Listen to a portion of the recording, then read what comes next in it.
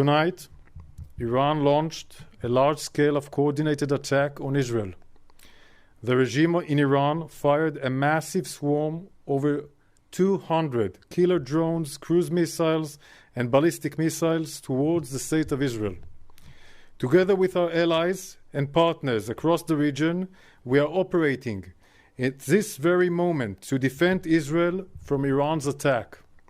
So far, we have intercepted the vast majority of incoming missiles by Israeli systems.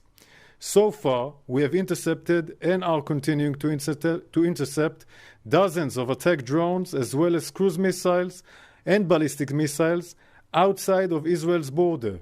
A number of Iranian missiles fell inside Israeli territory, causing minor damage to a military base with no casualties.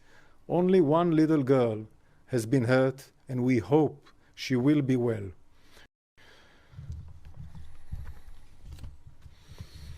The Iranian attack is ongoing. Our plans are in the air. Tonight, wide-scale attack by Iran is a major escalation.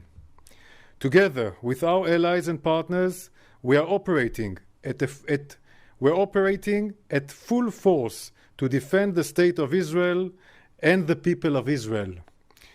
We will continue to fulfill this mission.